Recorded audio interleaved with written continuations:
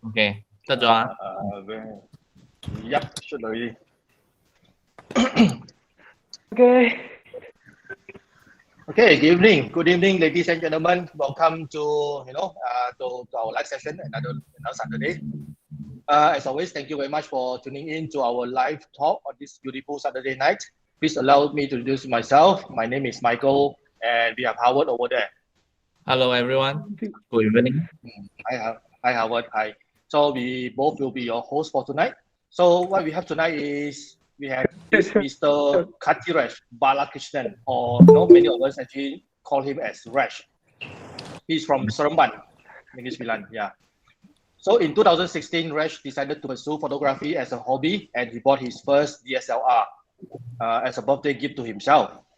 So he's a self-taught photographer. He picks up photography skill from friends and online videos. Yeah.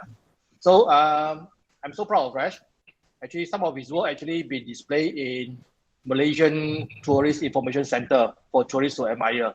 Yeah. So Rash currently shooting street photography, and he is one of the few photographers Okay. who only Right. document one city, which is Seremban. Yes. Rash, please tell us more about your works and the beautiful city of Seremban. Over to you, Rash.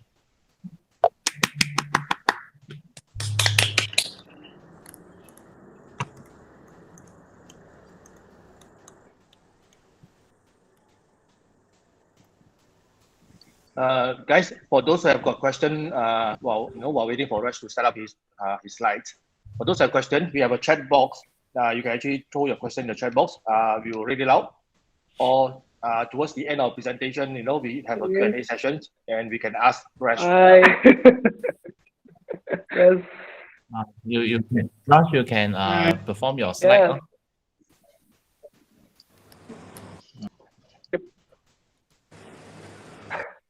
Okay. Hi. All right. Okay. I thought I lost.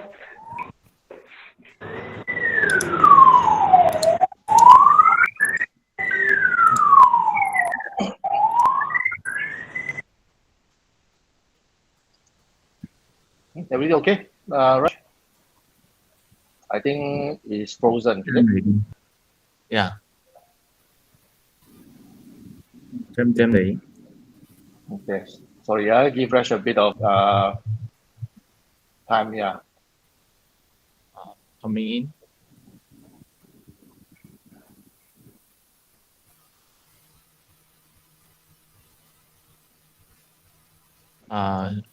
Rush your sound mute already.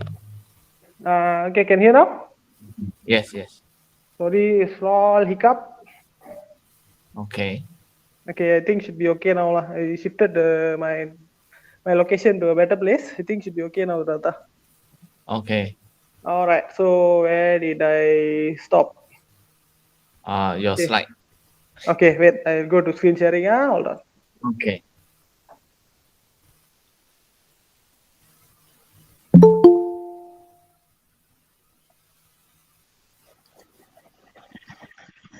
Okay, can see my slide? Yes, beautiful. All right. Hold on. Loading a bit.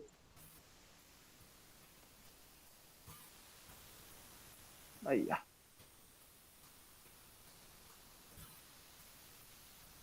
We're testing. Hold on. I go back to the first slide. Okay. Okay. So thank you for coming to my live talk. This is the first time I have been actually on the giving side. Usually I'm on the listening side. Okay, so if there's any question, please stop me at any moment. Yep, no worries. Yeah. Okay, so for those who have questions, just put it in the chat box, or we can actually ask Rash towards the end of his presentation. Yeah. All right. Okay, so I'll start my slide. All right. So introduction to street photography, but mostly I've been doing all my photos in Seremban. So all of my example photos later will be mostly on Seremban. Okay. Okay, come. Let's go to the first slide. Okay, so first of all, we have to understand what is street photography. Every photographer has a very, very specific rule for it lah. Some say that you must have a person in it. Some say it can be like landscape of the city and all that. So, but usually in my definition, it's only these four, which is one, it should be public place. It doesn't matter if it's a street or is it a beach or is it a shopping place or what, but usually it's a public place. Most of the time it's street. But in some cases, it's like if let's say private property is like shopping complex and all that, maybe it's not allowed in legal terms and all that. So you might have to check with the place itself whether they allow public photos or not. Okay. Don't get in trouble for that lah. So, but basically in public place is like memang like call it kawasan awam, right? Like street and all that. It's legal to take photo as well in Malaysia. It's okay to take photo in public place unless it's humiliating someone. And if it's the photo is humiliating someone, then you might get in trouble. So other than that, it's fine. Okay, and the second thing is usually it's spontaneous, or sometimes they call it candid lah. Candid in the sense that the subject or some person didn't know that you took a photo of them when it was taken. Because if they know that you're taking the photo, they're going to like ready, like people who are sad, they're going to show smiling face and all that. So usually it's staged lah. It's not so natural. So most of the time you take the photo first, and later if you want to inform the person, you can always tell them, show them what is happening, why you took the photo and all that. Later I explain to you about it lah. And the third one is instinctive. Instinctive in the sense that you listen to you why you want to take that photo. It's like you felt like you take the shot, but later you will think about it, why you took that photo. You just listen to your heart why you want to take that photo. Okay? Okay. All right. So the next one is usually it's also comes back to the spontaneous part in the sense that it's documentative. Documentative in the sense that you take the picture as it is. You didn't modify anything to that the situation. You didn't do any modification. You didn't ask the person to okay, you stop there, you walk here, you walk there. No, nothing. You are only an observer. You shouldn't be manipulating the shot. Same like how to say like National Geographic photographer. They take photo of the animal, but it doesn't matter if the tiger eats the deer or what. They don't disturb anything. They just take it as it is. That's what they call it a documentative. You don't disturb the photo. Understand? Okay. Okay, so let's go. Okay, that clears up street photography. This is basically my definition of street photography. This is what street photography is. Okay, so let's go to the next one. Next one, okay, let's look at the simple history of what is street photography and how it started. It actually started when film photography became affordable. When people could buy cameras and film, and it started there itself. It's not like those days the film was expensive, so usually people only took pictures of their family, the places they went and all that. So very few people took pictures of things not related to them. Most probably maybe the house they live, the town they live, and pictures like that. So that's how it started. And then another way is when these photographers, film photographers who have their own studio and all that, they tend to take the camera when they don't have customers. They take their film camera outside, walk about and talk to people, take photos there, just to get people to know them. And then later they will offer to like, you can come to my shop and take your photo. Later it's developed, and all that. Those days film took about 2-3 weeks to develop, right? After they took the photo. So they did it as a practice, and they also did promotion to themselves. That's how it started. So then the term street photography was popularized by this photographer, the French photographer called Henri Cartier-Bresson. He was specifically doing this. He just took his camera, went to the street and started taking pictures of people without their knowledge. as an art form. He only did it as an art form. He didn't do it for anything else. So later I show you some examples of his popular photos. You will see what he did. So I show you the photos, the popular ones. This is one of his very popular photos. It was in a construction site, and it was like this is what he coined it as decisive moment. Decisive moment in the sense that he already he had an idea what is going to happen before he pressed the shutter. See, like those days they don't have burst shot and all that. You just click once and then you have to roll the film and go for another shot. So if you miss the shot, you miss the shot. If you look at him, he took the photo right before the foot touched the water, the front foot. If he missed it by 1 second before or after, the shot would have been different and it wouldn't be so interesting at all. So that was how he was doing it. So that's the first one. There's another one. Come, I show you. This one, the same thing. This is something later I explain to you. So this is called fishing method. Fishing method in the sense that you already saw the background. You already planned the background. This interesting background is like the spiral staircase going down, and then he was waiting for somebody to cross. And what crossed was this bicycle guy, and then he captured the photo. And same thing, if he took it 2 seconds earlier, the bicycle would have been around the bars of the staircase, which would have been like disturbing the shot because the guy would have been blocked by the metal. So he took it at the right moment when the bicycle was passing the staircase metal. That's number two. We have another shot. Okay, this was another interesting shot. Same thing. He saw the bird sitting there. He was waiting like few minutes, like 30-40 minutes, waiting for somebody to use the staircase so that the birds will fly away at that moment. Yeah, so that's how it started. That's when he was doing it artistically. You can always see like street photograph of like even Saramban photos. Someone from 1960s, 70s, people took Saramban streets photo, but that's what we call as a general photo. It's a mundane photo. Nothing interesting about it. It just shows you how life was in 1950s, 1960s, and all that. Like in this case, it's like it makes you look at it for 2-3 seconds. What's going on in the photo? That's what art in street photography is about. Okay, come, let's go to the next slide. Okay, here I'll try to explain how to shoot street photography. If you're interested, anybody want to try how street photography, how to do it? It's actually quite easy. First rule of how, any camera.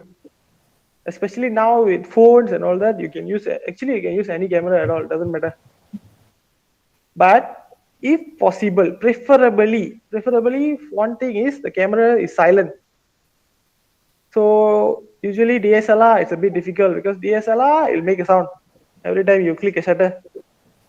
It's difficult in the sense that the people you are taking photo of might know that you took a photo of them. The shutter sound is there. But in case if it's a mirrorless or even phone, you can silent the shutter sound, so it's more quiet lah. People don't know that you took the photo, unless you decide to tell them that you took the photo.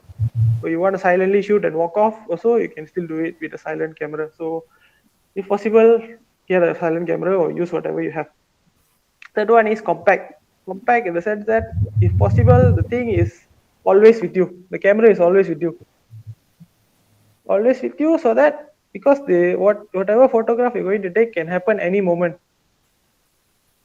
So if possible, it's something that you carry around. It's like maybe in your pocket or in a bag, in a small bag.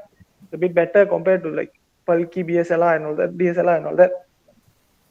And you won't feel if let's say you go for a photo walk, you want to take a photo, it's going to take you like maybe 30 minutes of walking until you find an interesting shot. So if you're like going to carry a DSLR for 30 minutes, up to you. If you can carry, doesn't matter. But sometimes people get annoyed carrying heavy things, right? So compact is another preferable spec lah. Another one is, if possible, the shutter is quick, so that you don't get any blurry shots. Like I told you just now, the Henry Kathiresh photo, if it's like a slow camera, like old phones, it's loading and all that. By the time you click the shutter, the subject would have walked off. So you will lose the shot. So if it's quick, it's better. All right. Any question so far? So far, so good. All right. That's a good response there. All right. Very cheerful response. Okay, so this is one of the quotes that is very simple but effective in the sense that any camera is hand is better than the super camera you left at home. So anything is your hand is okay compared to the one you sleeping in the house, right? Okay. Great. Okay. All right. So next one. Okay, this is where the skill part comes in for the street photography. Okay, first skill you have to master, if possible, is how do you operate the camera without looking at it. Because if you're in the street and you're looking at something is going to happen, you can guess already this man or this person is going to walk here, this is going to pass through this place. So if that's the moment you're going to take your camera and do all your setting and all that, you're going to miss the shot. So if possible, you should already know how to use all the setting and all that without looking at your camera. Remember how we used to use our Nokia 3310 SMS without looking at it? Wow, those are the long days. Yes, that's the similar skill where you know your buttons. You have to know your buttons. You have to set without Nowadays looking at smartphone it. cannot do that like that. Cannot do Smartphone. that. That's the thing. Because all touchscreen, no feel. But camera still got feel. Buttons still got feel. So you still have a chance lah.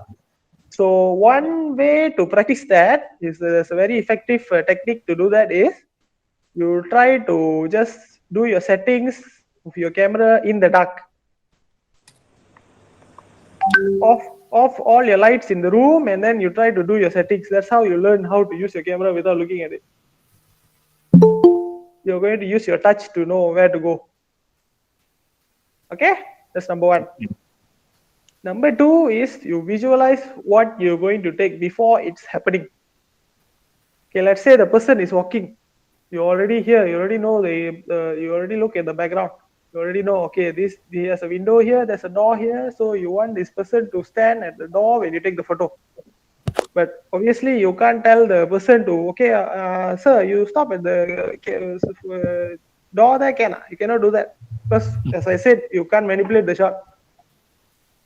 So you have to, like, you already plan, okay, you want the person to be at the door. So you focus everything, you do your focus, your composition, all that, all your exposure setting and all that, and you be prepared for the person to walk in.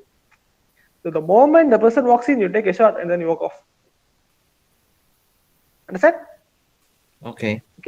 Okay. Then the third point is situational awareness. It comes back to your second shot. Situational awareness in the sense that you are like maybe you're looking at the camera, you're looking around, but you are aware of whatever is happening around you. The whole 360 degree, you have to be aware what's going on. Is there a car coming by the side? Is there a bicycle coming? Are you in the middle of the road? Are you at the drain? So that helps with your composition lah, because you already plan. Okay, in the far you see there's like this interesting man walking towards you. So what you're gonna do? So if you like your mind is somewhere else, you're thinking about something else, and you go for street photography, you're gonna miss a lot of shots. You're gonna miss a lot of opportunities. So when you keep doing your street photography, you tend to improve your situational awareness in the sense that you place yourself in an environment, but you know everything around you, not just yourself. You're not just aware of yourself, but aware of everything happening around you. That also helps in life later, because in the sense that maybe you get robbed or what, you already know someone is coming for you. Okay. So next is again goes back to it correlates to the situational awareness, is that eye for detail. You're walking, but your eye is looking at everything. You look at the wall, you look at the lighting pole, you look at the drain, you look at any pictures and any signboards and all that. You are like, your eyes is looking everywhere. You're like processing everything in your head. That also takes practice, but the thing is, this eye for detail actually helps you later in other photography as well.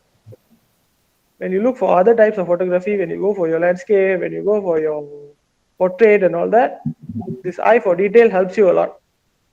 So street photography helps you to develop this eye for detail. Okay, next one, these two, the act and ask is if you are afraid of street photography, of being confronted by people. Okay, the first one I usually tell is act if you have to acting in the sense that you maybe you take your camera, you look at it, it's like you act like you just got your camera. It's like you walking, you point here, point there. You don't take a shot, but just point there, point there. So when people look at you, they think, oh, you're just like someone who's excited with the new camera, so they don't bother you much. You will be like blend in with the environment.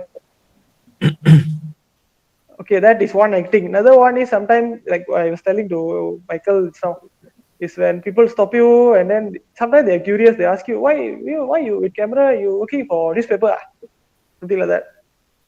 So that depends on you. If you want to lie that you're working in camera, in newspaper, up to you. You want to lie, no problem. You can lie.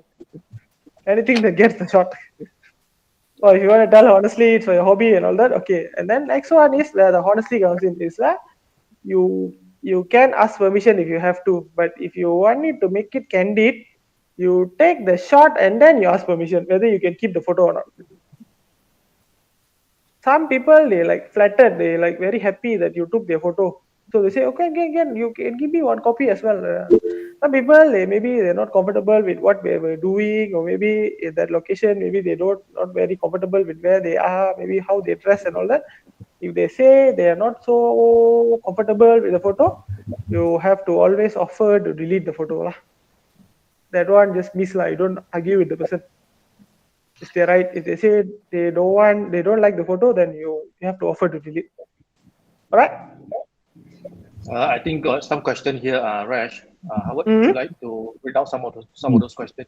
Okay. Question from Harley. Actually, is Harley saying if you Mm-hmm. ask for permission, your Okay. shot will no longer be candid. So it Okay. fail your definition of street photography. Okay. So that's why I said you take the photo first, then you ask for permission. Okay. So it's either So one way lah. Do you want the so photo be candid or not to be candid lah? okay. So if let's say the person noticed you before you take the shot, but maybe Mm. you still feel like you're interested to take the shot, that thing will be it won't be street photography. It will call street portrait lah. Basically, you're taking portrait of the person. Okay. So it's up Second to you. question. Okay. Yeah. Uh, Can Next you question. continue? Yeah. Yeah, that's the thing. So when you get the permission, if it before you take the shot, it's a street portrait. Mm. But you take before you asking permission and then you show the photo to them, it is still considered street portrait, street photography lah. Mm. Hmm. Okay. Okay, next question. Next question from Kwan.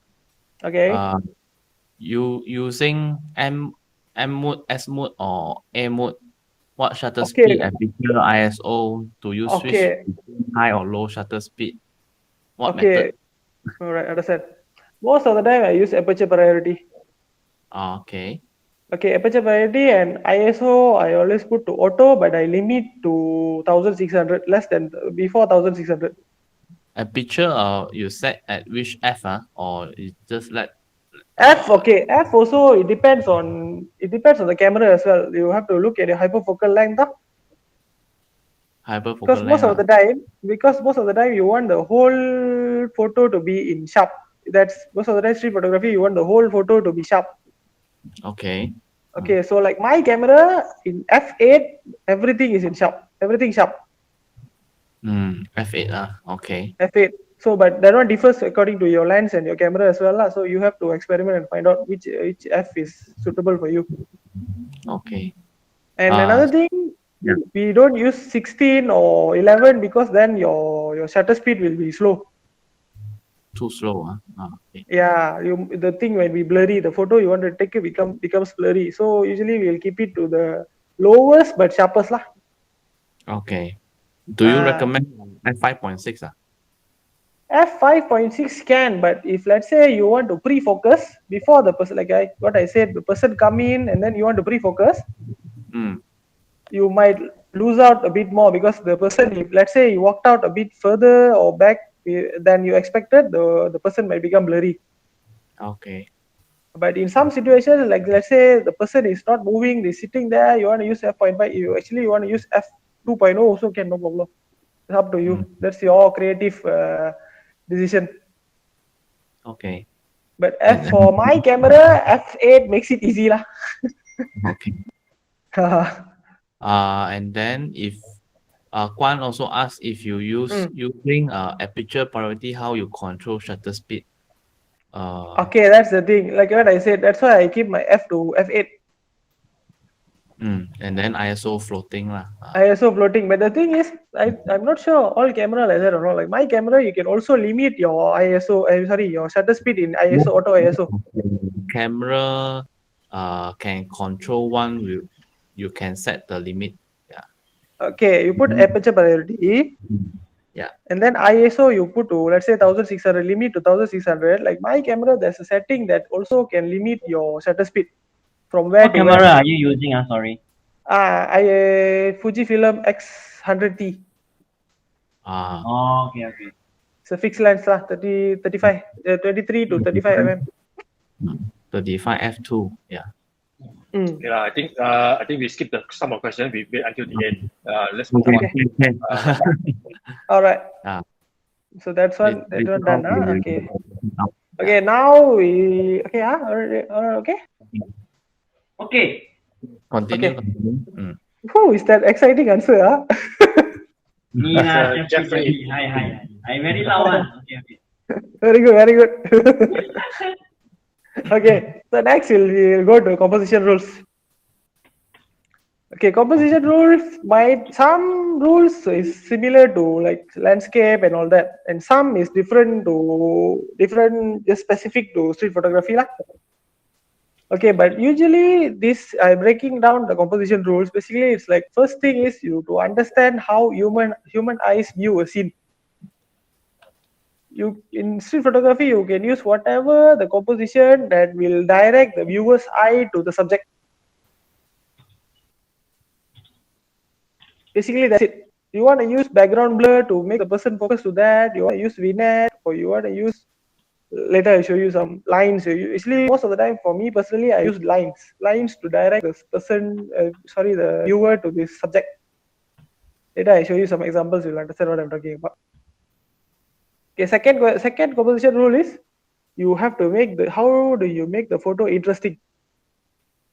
Interesting in the sense that you have to make the viewer look at it few seconds. If the person can understand the photo in 1 second, it's not a good photograph. You want to make the person think for a while. What is happening in the photo? That's what we want to get from the viewer. That's how you communicate with the viewer. All right? Okay, so the third one is you learn your basic composition of all photography. There's a basic composition, right? Like rule of third, your lines, your leading line and all that. You understand the composition rules and then you break it. Understand? Later I show you what I mean by breaking. Okay, next slide. Sorry. Okay, this is the normal leading line where you use the street alley to direct to the motorcycle in the far distance. Can you see the motorcycle? Yep. Barely can see, but yeah, there is a motorcycle there. Yeah, but I think maybe if you view in a bigger screen, you might see lah. Yeah, that's right. So this was similar technique lah. You find the interesting place, you wait for it until something interesting crosses the road. This one has leading line to it also lah. Yeah. This is leading line lah. You're using the street as leading line. Okay. Yep. Next, I show you how to break the leading line. Sorry. This is how you break the leading line. It's a leading line, but the leading line is a top. Usually, most of the time. Yeah, not the usual golden triangle, but it works. Yes. The eye flow is there. Yes. Yep. So it still views directs the viewer to the person walking there. Understand? Yep. Okay, so next shot, come. Okay, Oh, this very is shy. the that's why I'm just checking whether I'm online or not. That's why I keep on asking. Plus, it's so quiet. Maybe I'm talking to myself or what. That's why I'm checking all the while. Okay, so this is the regular rule of third lah, as you all know. I think most of you know what is the rule of third, so I don't have to explain much. In the first shot, the lady in the bicycle is in the rule of third. The second shot, actually, the connecting hand is in the rule of third. But the special thing about the connecting hand is, if you can look at the bigger screen, you can notice that the man there is talking on a phone with the headset. So it's like the hand connecting and the man with the phone is like some, you especially you again back to my Nokia reference. Oh. You remember the when you turn on your Nokia phone, the hand connect? I thought he's asking for money. No. He's holding the phone in the hand and he has a headphone on. That's another rule. I never take photos of beggars. Sensitive lah. I never take a photo. Don't personally lah. Ethically speaking, don't take photos of beggars lah. It's a easy subject. They're not moving around. They're not moving. They're staying there. But ethically, don't take lah. Okay. Okay. All right. Come, go to the next one. Okay, here I am breaking the rule of third. Breaking the rule of third in the sense that I put two people in two rule of thirds. This lady is sitting here and then the guy is reading newspaper in a bus stop. I still got people reading newspaper in public place. Okay. All right, come we go to the next one. Okay, another rule is to use another composition rule is to use geometric pattern. How many geometric pattern do you see here? How many geometry do you see?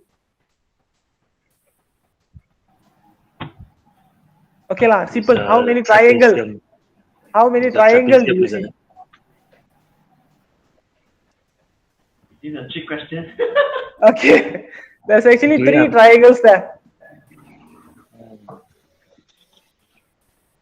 As you see, the column of the overhead bridge is making two triangles, right, on the right and on the left. Yeah. Okay, where's the third triangle? There's another triangle there.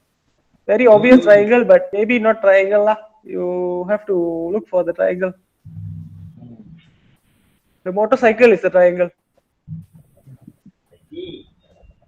You see the triangle This is shape? also considered as framing, isn't it? This is also considered as framing. Also framing. Also framing. At the same time, the subject is same with the same shape with the triangle. That's why sometimes you can combine rules also lah. So mine sometimes it's a combine. Right? Okay, go to the next one. So again, I'm using geometric pattern here. Triangle. Most of the time I'm triangle. I'm using triangle. I just realized my brain is going to triangles. This is in also in Seremban, Jalan Tamsing. Another one is actually I'm looking above a building actually, the balcony of a building. All right. So like I said, why you like so much of triangle? I don't know. Such a strange question Howard is asking. I don't know how. That's coincidence. Sometimes, as you say, your subconscious brain. I don't know why I ask my subconscious brain why I'm looking at triangles. And also in the first photo, the canopy is also triangle. I just realized the yellow canopy there. On the left. Yeah, sorry, on the right. Okay. All right. Okay, come we go to the next one. Okay, this another one is repetitive line. This is here the repetitive line is the shutter. For some reason, our brain loves pattern. Yeah. Very repetitive pattern. Our brain loves for some reason. We don't know why. So although this the vertical lines in the background is horizontal lines in the background is not actually pointing at anything, but still the photo is interesting because of it. And the person in the bicycle actually like trying to break the pattern, the line. She's not allowing the brain to look at the pattern. She's blocking the line, no? Okay, the next Did you use shot is tripod? what's that? Did you use tripod for the bicycle shot? It looks like No, hand. My hand. it's very well composed. Because With everything the is cyclist, if you're using tripod, the cyclist will think he's a traffic police. yeah, they'll think I'm a speed trap or what. And another thing is but the obvious reason is for street photography, you use tripod. People already know you're taking photo lah. Very very obvious you're taking photo already. Yeah, cannot. If possible, cannot use tripod lah. Yeah. So like everybody is looking at you, taking movie or what? Okay, the second shot I took in Pasar Besar Reban there lah. The man is sitting there. Actually, he's having his breakfast. And the shutter lines is actually directing to him. Yeah, that's why the photo is interesting. So sometimes I take the photo, I come back and I think, why did I take this photo? Why did it look interesting to me? That's when I analyze. That's when I understand. Okay, because of the repetitive line and all that. Instinctive, huh? Okay. All right, come we go to the next one. Sorry. Okay, this is called juxtaposition. It's a bit more advanced in the sense that you put two contrasting subjects in the same photo. I don't know whether you can see the detail or not. In the sense here, there's like two person walking in opposite direction. The guy there is carrying something heavy over the head. And the small girl actually has a doll in his hand. Yeah. Yeah, okay, so it's like okay. So that is like two opposites, right? Opposites going into each other. All right. Next one. Okay, this one again, it's like juxtaposition. The first one, actually, I think I have to explain. The first one is, behind there is a KFC.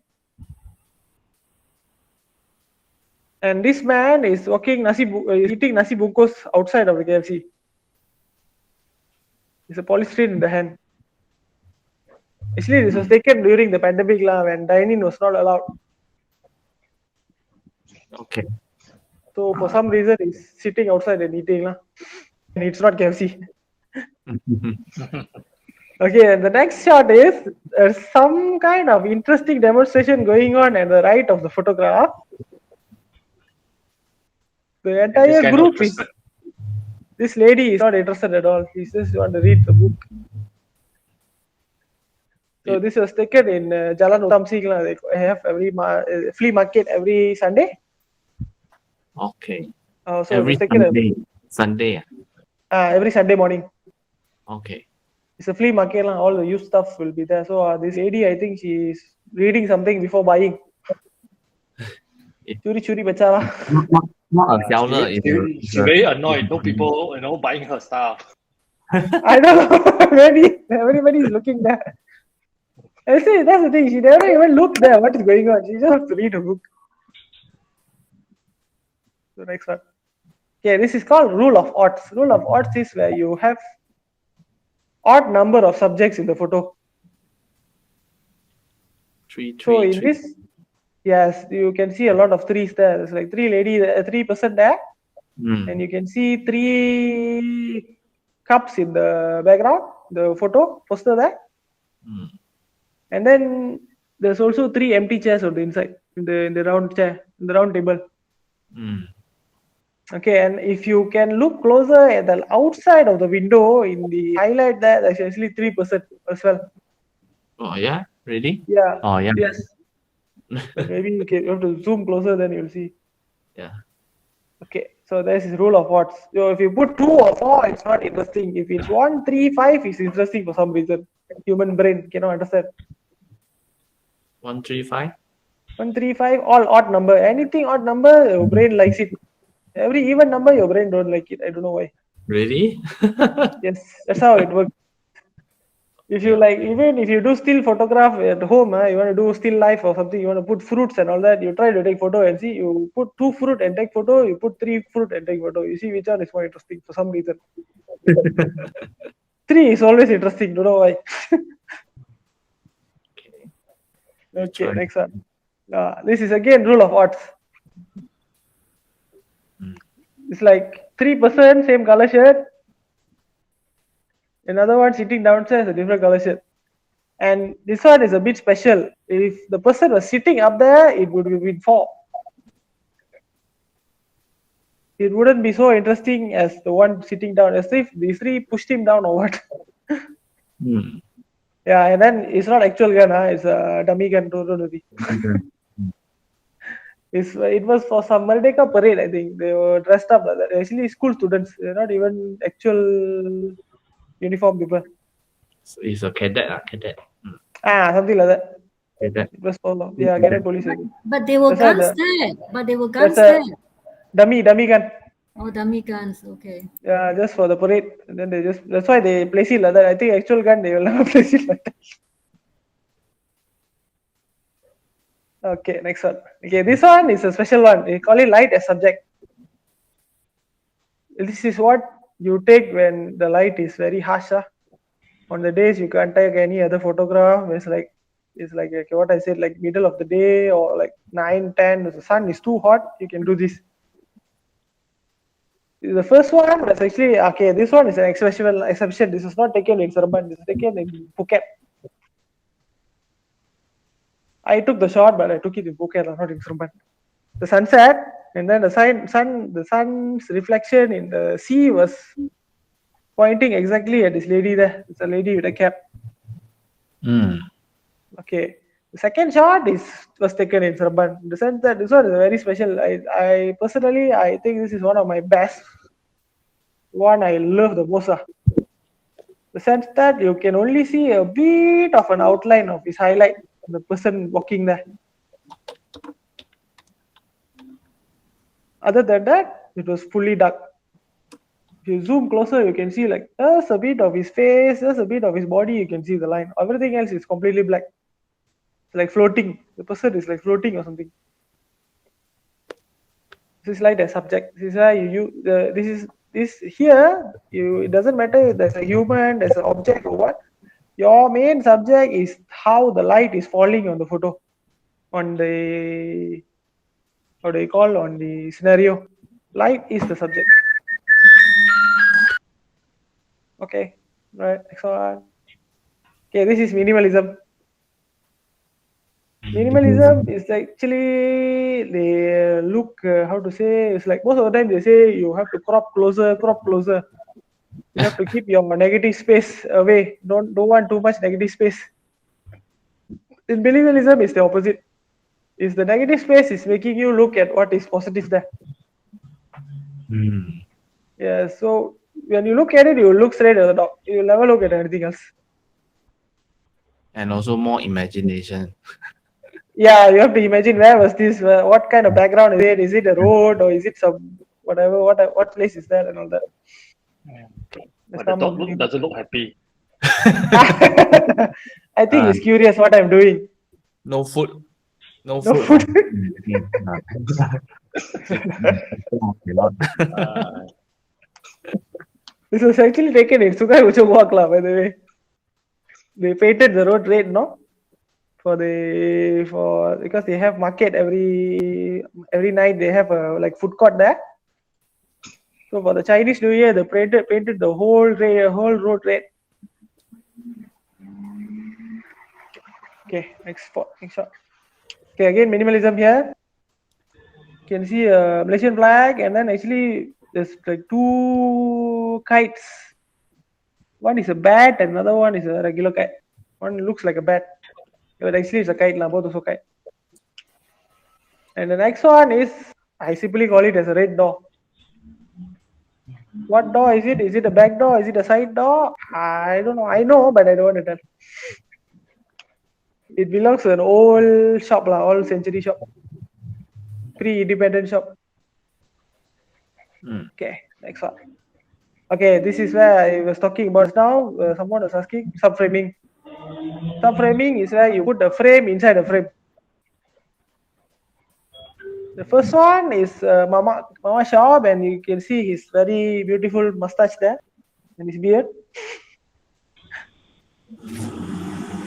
And then the second one is the playground's web is focusing at the man who is jogging far away.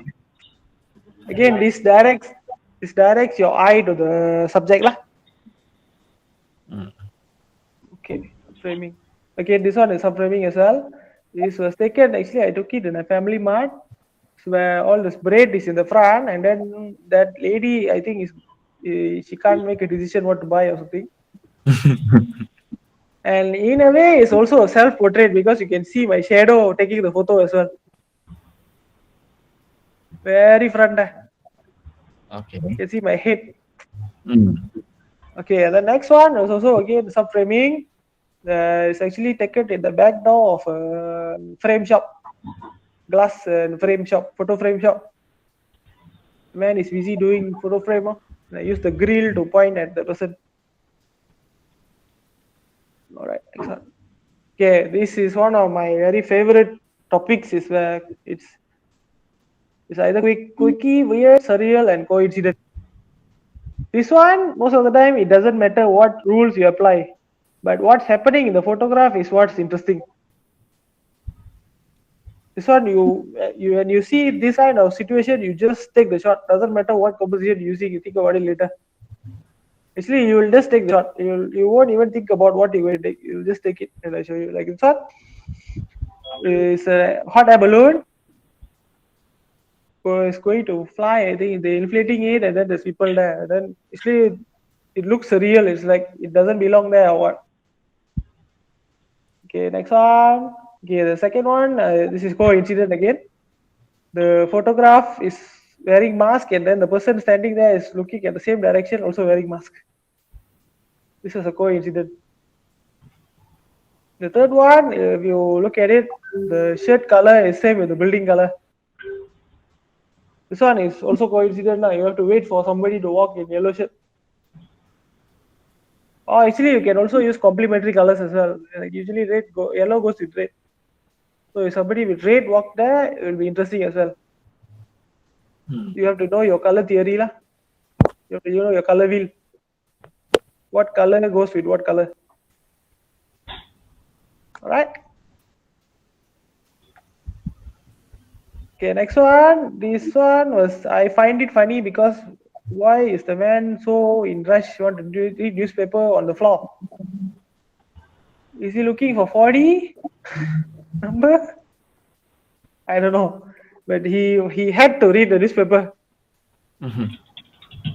Then the next one is also a bit interesting. Why is there a car changing tire at a motorcycle shop? It's very clear it's a motorcycle shop. Any idea? Anybody who knows why the car is jacked there? All the 4 tires out? Anybody? Huh?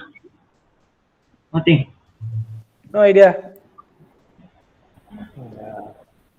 Because it's actually the reason is this car, the Smart 42.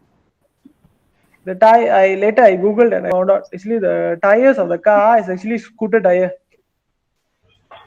They don't use regular tire, they use scooter tires, so they have to change in a tire shop. Or I mean smaller motorcycle inch, shop.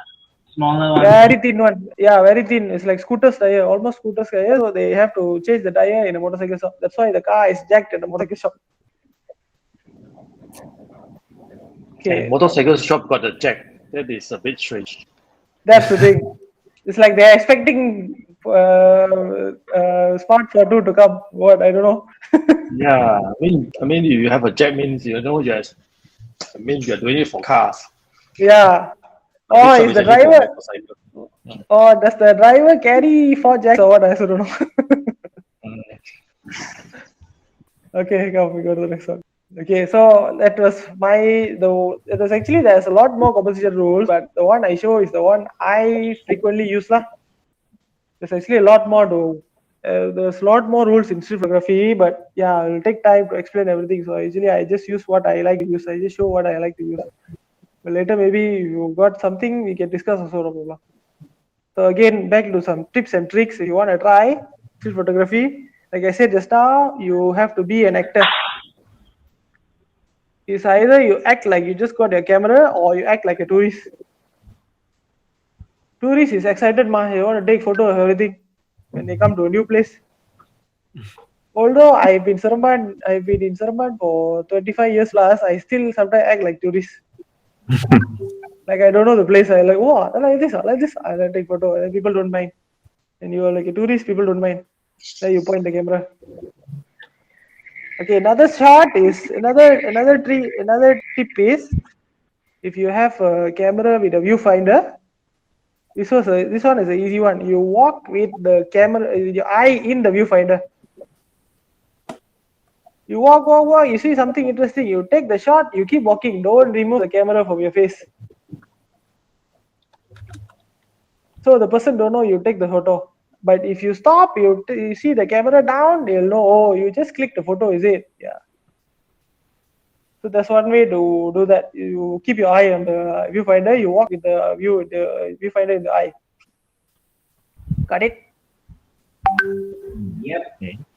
Okay, the next one is they call it don't chimp. Don't chimp is where, like what I said, looking down at your camera screen.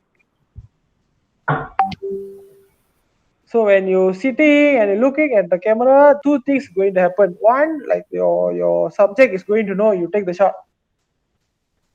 Second is you're going to miss something else interesting that is happening in front of you. So you put your setting, you take the photo, you walk, you got it or not, later you go back and check. You get it, you get it, you didn't get it, you didn't get it. You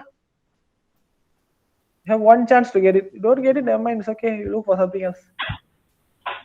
I've lost a lot of interesting shots like that, but yeah, missed it, can't do anything. Chuba lagi. Yeah, evidence. You cannot get it today, you might get it tomorrow. Don't worry, keep going. Okay, the next one is if people confront you, if they ask you, if they found out you took a shot, they ask you why you took a photo. Be honest and explain intention. Just tell why you're taking. Maybe you're taking for a hobby, you're taking for your Facebook, your Instagram. Just inform. Maybe you can show your work you have done. What have you done before? And then they always understand. Another easy tip is you compliment their looks. You say why you took the photo. Maybe they have a nice hat. Maybe their shirt is nice, or their shoe is nice. Maybe their vehicle, maybe their car, their motorbike is nice. So I took your photo. Usually compliment works. People love compliment. You look They handsome. feel. Straight away delete photo.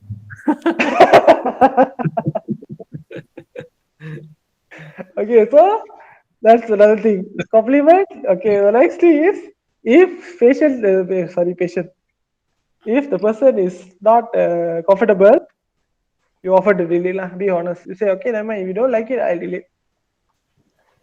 Usually, in some cases, if you offer to delete, the subject will say, never mind, it's okay, no problem. But if you like holding on to it, no, I won't delete. I delete. People find you're fishy lah. Something wrong with you. Why you want to delete the photo? So it's partly reverse psychology as well. So try and see. If you be honest, see what happens. What happens.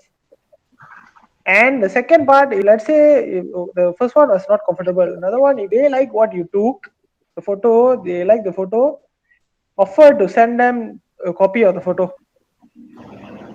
It's actually in a way also promotes your work. People understand what you do, and then maybe if you say you send it by social media, you can make the person come to your social media. So in a way, it's like passive promotion to your work. People see your work.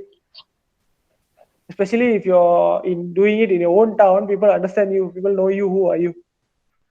After a few years, you keep doing, and you walk there, people don't care already. They know already who are you. You do work for what? They won't ask questions anymore already. Understand?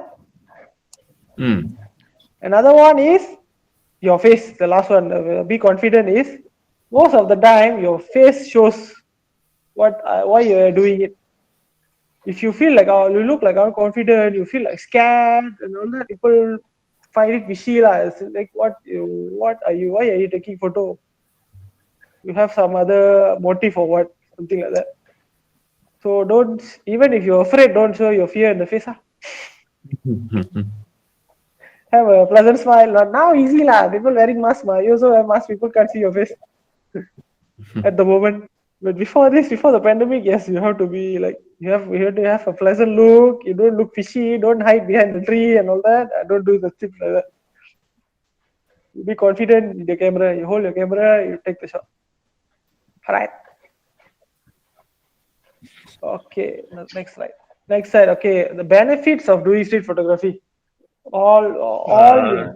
Resh, we Yep. about it's 10 o'clock now. I think yeah, it's about time for Q&A. Do you have any more? You have any more slides or?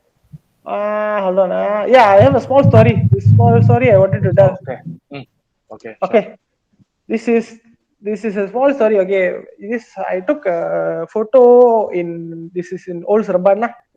So this is a butcher shop. I took the first shot of this man. He is the owner of the butcher shop. So I took the shot, and then the butcher, the guy, the uncle, he called me and asked, "What camera are you using? It looks like film camera, because Fuji film looks like old camera, right?" So I explained to him, "No, it's a film camera. No, it's not a film camera. It's digital camera, but it looks like a film camera." And then I asked him whether I can take a photo of him or not. So the second photo becomes a street portrait. It's not a street photograph anymore. But I took the photo, and when I took the photo, he showed the peace sign and all that. Okay, but then, and I just kept it posted in my personal profile, Instagram, and then I moved on. That's all. And then after a year and all, suddenly his daughter messaged me. She said, "I'm glad that you took a photo of this, because unfortunately, a few months after, like maybe 5-6 months after I took the shot, the man was sick and he passed away." So this photo was the only photo of him at his shop. The family didn't have any other photo, because he didn't like people taking photograph of him at his shop. But for some reason, he allowed me to take a photo of him. I don't know why. I think you must be So very that, handsome. I don't know, maybe the camera or my face, I don't know. So then later, I offered to send them a copy of the photo, and then I sent them the copy, and the family was very happy with it lah. So actually, in a way, he was this story is what motivated me to take more photos of Serban and the people, because I have a history of something that doesn't exist anymore. So that's how actually this man is the inspiration for me to start up my second Instagram page called Portrait of Serban. That's where I upload all my street photographs now. Portraits of Serban. Maybe later I show you the link. Maybe you can go and see there. A lot more photos there of Serban. The ones I didn't put here is there. So Okay, yeah. what was the man holding in his hand in the street portrait? In the left hand is actually just a wooden stick. I don't know what wooden stick is that. Like a 2x4. It's a small wooden stick. I don't know whether to hit me or what. Lucky he didn't throw at you. No. You know the shop. Actually, the shop, to me, the shop looks very interesting. You know, it looks like a very old shop. Maybe. Yeah, he told me when I was talking to him. He told me he was born in the shop. His parent had the shop. Yeah, it's probably about 100 years old. Huh? Very Yep, old shop. century. He said it was about 100 years old. He said he was born in the shop. His parent had it. He had it. Now I think the family, the children have it lah. Still maintaining the shop. It's a century old shop. Oh, okay. You know, Michael, at the beginning of the talk, Michael mentioned Okay. that some of your photos were featured in the Seremban Tourism Board, something like that, right? In Malaysian Tourism Board, yeah. Malaysian Tourism yeah. Center. Can you show us the photos here? Okay, hold on. I have to go to my gallery because it's not in the slide. You got many more slides to go, or it's No, almost the end already. Okay, good. Okay, so this is the last slide. This is my personal Facebook and my portraits of Serban lah. Maybe you can go and check it out later. This is your Facebook page, Facebook profile picture. The first one is my Facebook profile picture. Okay. But yeah, the profile picture was taken by my wife lah, not me.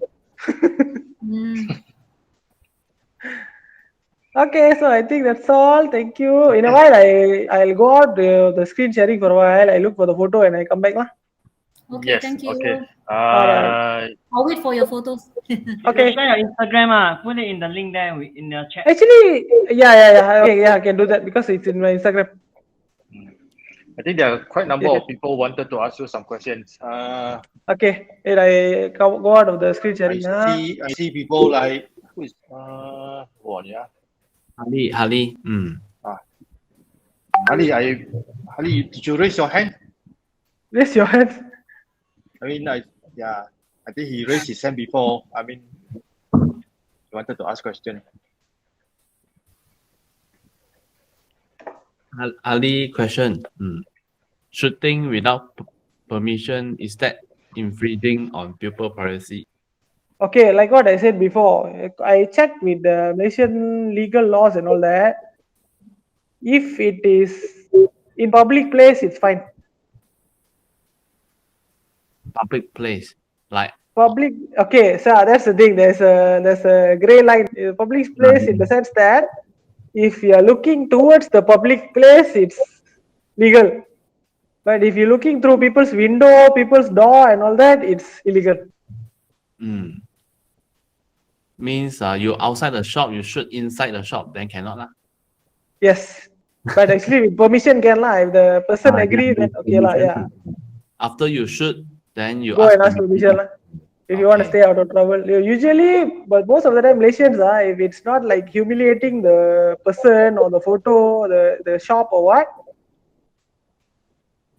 So they, how to say, they don't mind lah actually. But if it's humiliating the person, then maybe they might come back at you lah. Okay. In public place, maybe like someone is urinating, you go and take the photo. Ali, answer your question, Ali.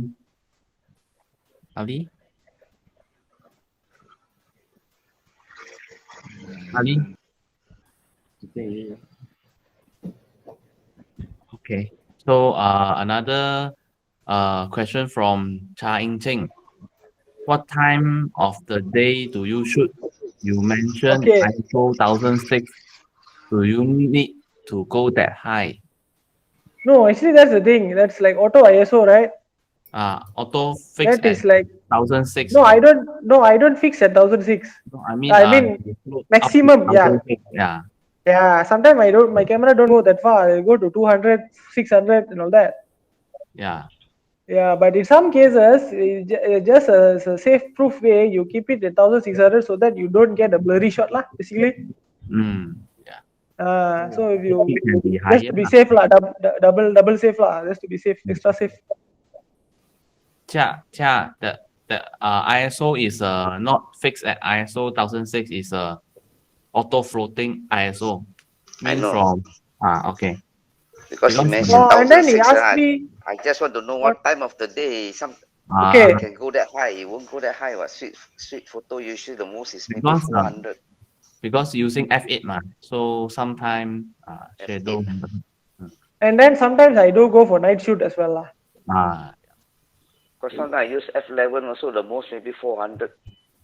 I use f8 f11 200. Sometimes I use between f8 and 11. I use I fix at my shutter speed usually I fix at 160 to 200. F8 and but the thing is, sometimes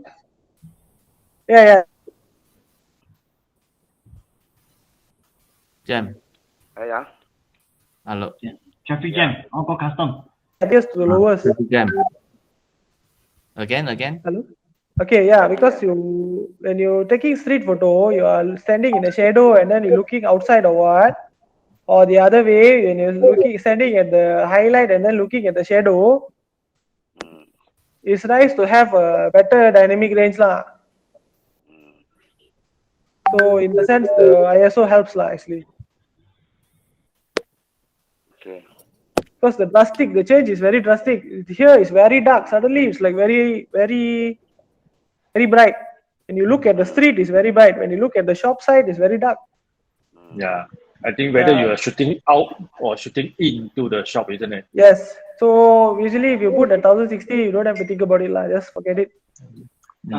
In addition, street photography is not about if the picture is noisy, it's okay because it's about the moment. So if you set a high ISO, even though the contrast is there, it might be highlights overblown or too shadow, it's okay because you have dynamic range. You can just edit and pull out the shadow or bring it in.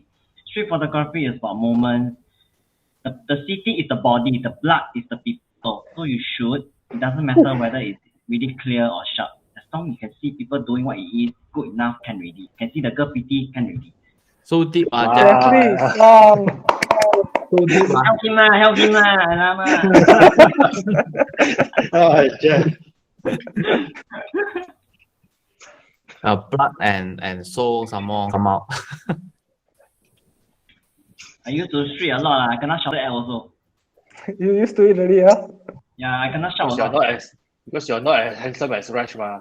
Yeah, That's the walao. main point. Main point. The girl think I pervert lah, walao. Usually street photography, you don't have to worry about noise. Yeah, true. I agree. I agree. You don't have to The worry about composition noise matters. or ISO one, because it's a daytime one. Yeah, your composition matters most lah. Night time bo pian lah, night time a bit loogy lor. Raj, I realized that you don't use telephoto. You only use fixed length. Who, me? Mm. Yeah, because my phone, my camera is X100T 35 Cannot check. 35. Actually, it's 23 mm, but equivalent to 35 lah. Actually, there's a reason why street photographers use 35 mm. Actually, I think it's common for street photographers to use fixed lens. Okay, yeah, because it's very easy to use. You can do it very fast. Okay, but there's a scientific reason for it as well. Scientific reason is that 35 mm is equivalent to how your eye views the situation. Oh, 35 Only when it's APS-C. Only when it's APS-C. 35. Actual 35 Actual 35, yes. Full frame is 50 mm, but if it's APS-C, 35 is correct. Yes, correct. So when you, like, how do you say, when, okay, you take your example of your own eye, we actually have 180, Jeffrey. Okay, your view, your angle of human eye view is 180 degrees, both eyes together. But when you're looking at something, only 35 as the view you get is equal to 35 mm, the angle of it. So now you're looking at the phone, right? Can you point, let's say somebody point a finger number 2 at the top of your eye. Can you read it? I think not. Sorry. Because your brain is only reading that small angle, the 35 mm angle of your view. Unless you look at the side, but then you can understand what's going on the other side. It's like bokeh like that. Your eye is working like a bokeh. Somebody asked another question. Howard, you read Howard? Yeah. Huh? Zihao got a question. Okay. For a question, do you purposely move around the town just to find subject for shooting? I find it most of the time I did not bring my camera, so I can only shoot with my handphone. Okay. Sometimes it happens both. One is when like every weekend, maybe one of the days, either Saturday or Sunday, I spend like 1 or 2 hours just to take photo in Seremban town. I just walk. You go out look for find for a subject lah. Just walk until you see something, take a photo. And also sometimes when it happens when I'm just about doing something, I try to get it in my phone. So both way lah. Both way lah. Both way lah. And then actually, but my camera I don't carry all the time lah. Small Use camera. handphone. Well, yeah, handphone still can do the job, ma. Okay, Yeah, that's okay, I have a question. I have a yeah. 20. I have a 23. I also use Fujifilm. I have a 23 Mhm. mm and a 50 mm. So which is better for street photography? Okay, it depends on personally. If you ask me, street photography, I go for 23 lah. 23. Yes, because you can, if you have to, you take a wider shot. Later, you crop your composition. Yeah. Okay. Okay. Like 50 mm, you lost it. Like 50 mm more suitable for portrait. You're taking portrait of people, you Closer go for range. 50. Yeah. Closer range. Yeah. Like 30, 23 mm, you still got some leeway to crop a photo like the way you want it. Okay. Later you can crop. Later at home, you post processing, you can crop your composition. Okay. That is take and crop lah, not the other Raj, way. do you like to take black and white photo? Black and white I take, but sometimes I feel like I prefer color lah, with color. Which color is better for you? Personally lah, that's my personal opinion. I used to take in black and white, but I feel like you have the technology to take in color. Last those days, yeah, of course the film was black and white film, so they taking in black and white. Now you have color, so if the video is looks better with color, why not take in color? Okay. I think it depends on the shot lah. Yeah. Some photos maybe the colors will help you tell the story. You see. Yes, so in some cases the color is distracting, so you have to make it black and white. Correct. Correct. So like the shot the shot that you took with with the odd number 333 in black and white. Yes, that one, yeah, it's black and white. Yeah, because it was that distracting. is to me, I think that is a very nice shot. You know, in black Yep. and white. That's why it's a personal preference lah. End of the day, it's personal preference. Once you know the 333, then it's nice shot. You don't know the 333, no nice shot. Like random shot.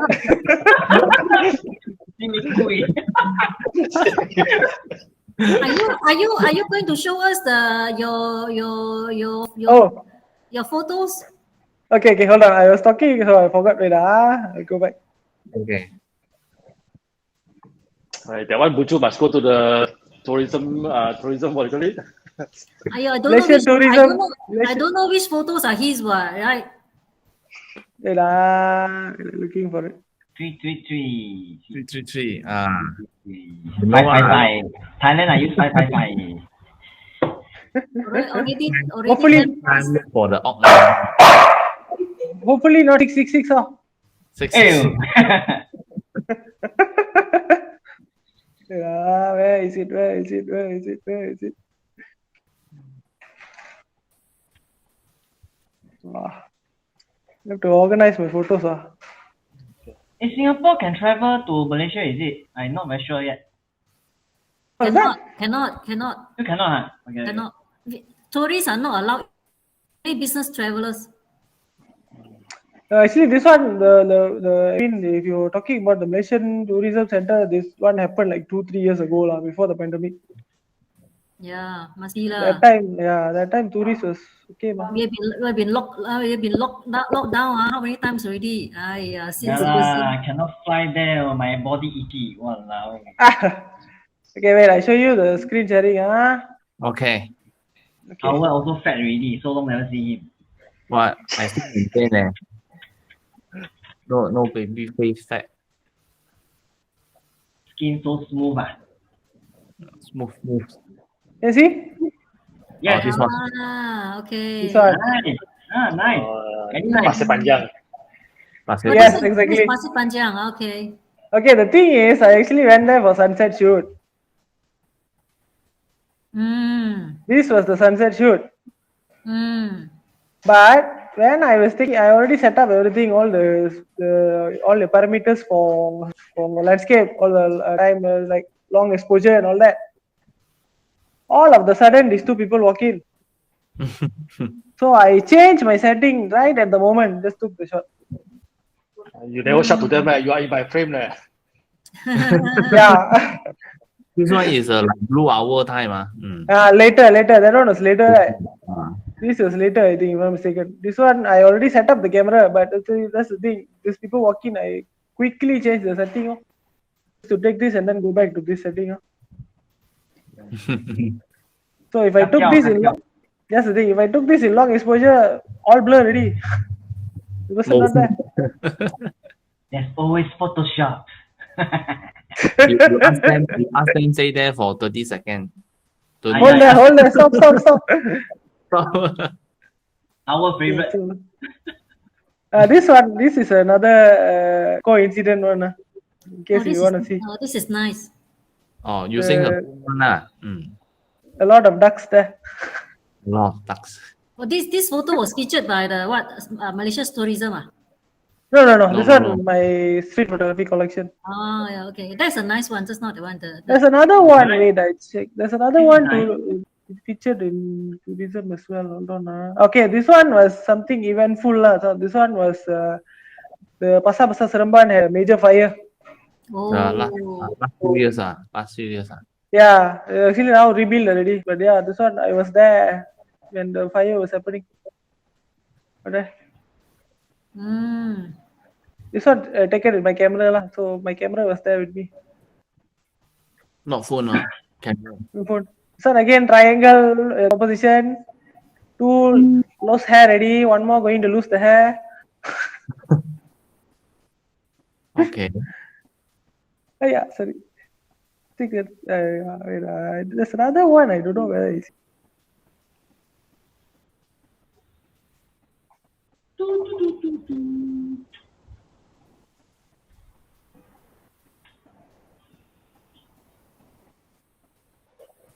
No.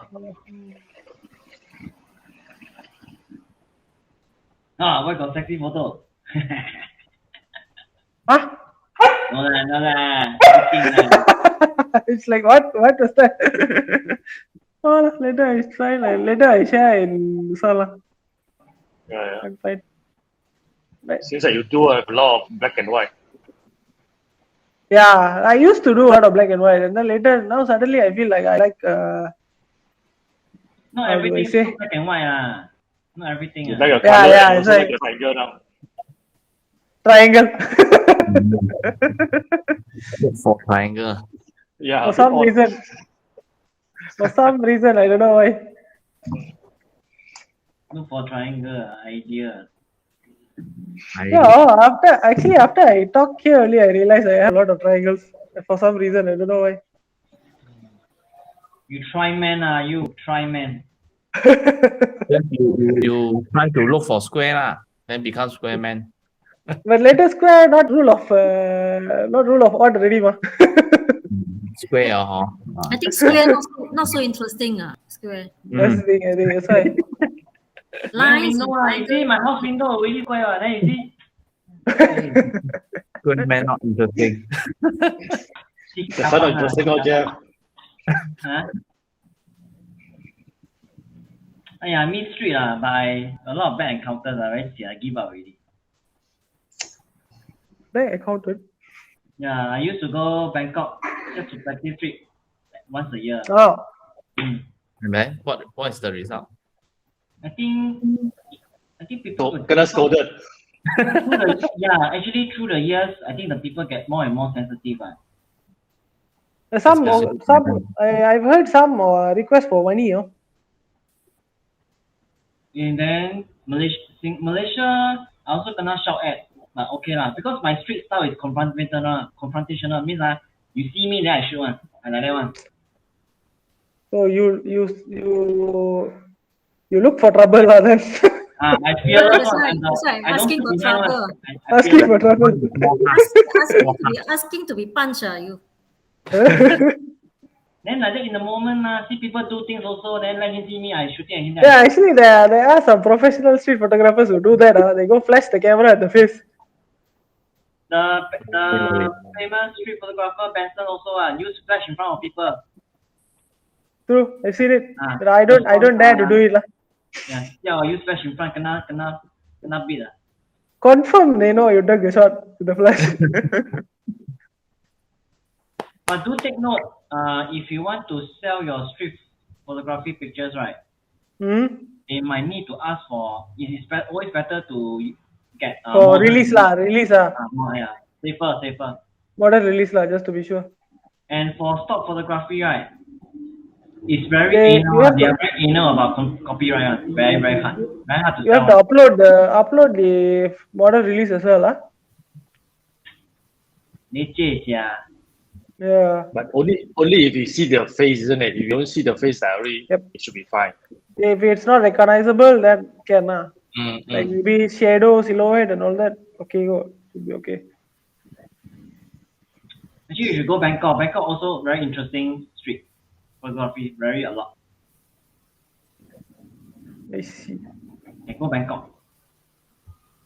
Later lah, see how. For you. Hey, what's your IG? You haven't put it. Mine Portraits of Serban. Where's my phone? Rush. Share your link inside the group chat. The chat. Okay, hold on. So people can go find you and find the Serban photo. Have I been? How have I been there? 你带过我去吗？没有啦，你都不得空，讲什么？难塞。Okay lah, Rash, maybe you want to share with us, for those who are interested to come down to Serban and do food photography. Yeah, so actually street photography.